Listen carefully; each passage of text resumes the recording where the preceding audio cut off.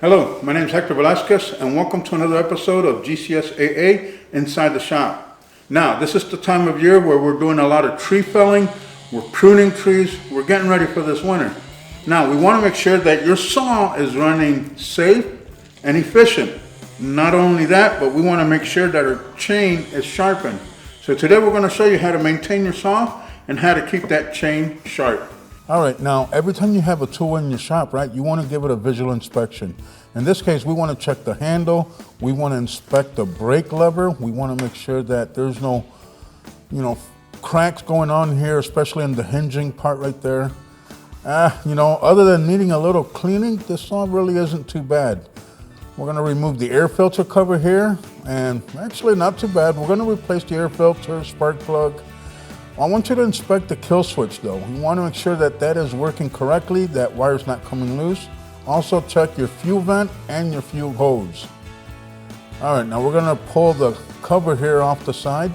We want to take a look at what's going on behind here and take this off. Okay, this chain is definitely going to need some cleaning, but look at the chain sprocket. Looks really good.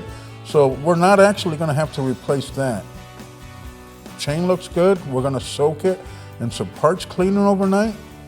And we're going to grab this bar, and let me show you something about this bar. This track right here, this is where the chain rides on.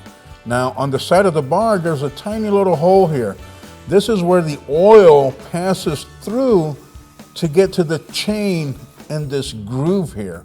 That's how the chain gets oiled. We want to make sure that orifice is nice and clean. Okay, so we're going to clean our saw here real quick. And while we're getting the saw cleaned up and tuned up, I want to talk to you about these guys over at Walnut Creek Country Club in South Lyon, Michigan. The management crew here put together a class. They partnered up with the Michigan Golf Course Superintendents Association of America, and they had a professional come in and talk about chainsaw safety, how to set up your chainsaw, and even how to fell a tree. Techniques that are still being used today here at the club. Now, when you have these classes, guys, make sure we get a lot of coffee. If you have any questions on how to do this, you can reach Scott Retman at WCC Grounds on Twitter. All right, let's get back to our chainsaw here. Everything's all cleaned up, ready to go. Now we have a decision to make. Are we gonna sharpen our chain with the file or the grinder? This is how I make my decision. Look at the working corner. Now this one looks pretty beat up, so I think I'm gonna throw it on the grinder. Now while we're at it, this is the top plate, this is the depth gauge, and these are the service marks. We're gonna talk more about that later. This is the gullet, and here we have the side plate.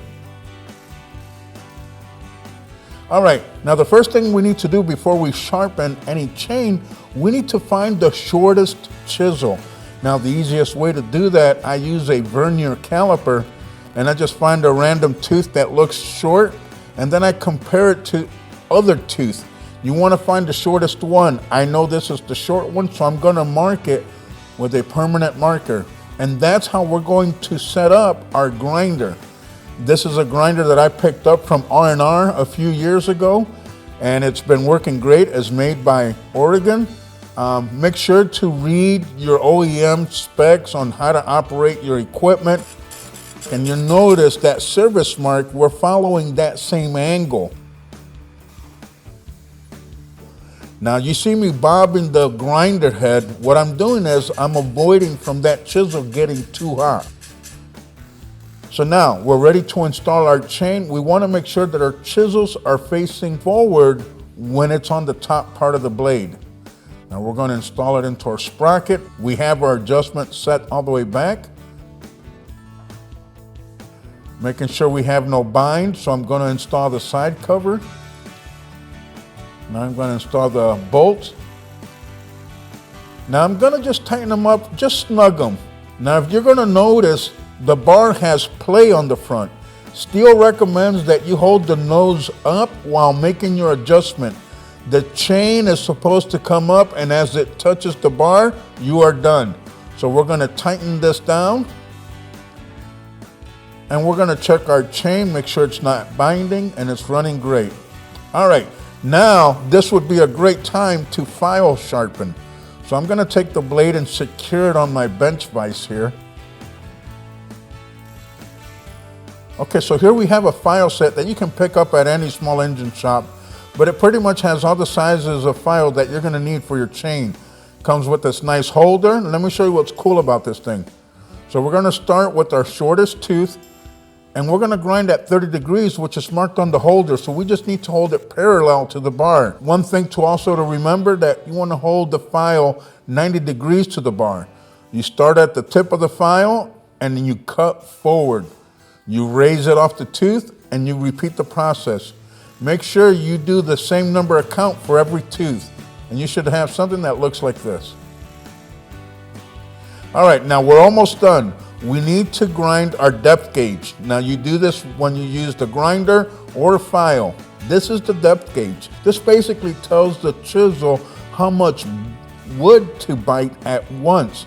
And steel recommends 25 thousandths of an inch below the working corner.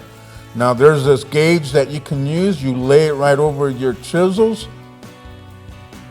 and your depth gauge is exposed, and using a flat file you can grind it down until you're even with the gauge. And you should have something that looks like this, and you're ready to cut some wood.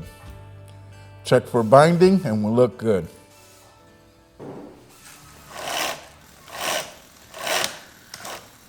Well, I want to thank you for joining me here today on GCS AA Inside the Shop, where we're helping technicians one wrench at a time.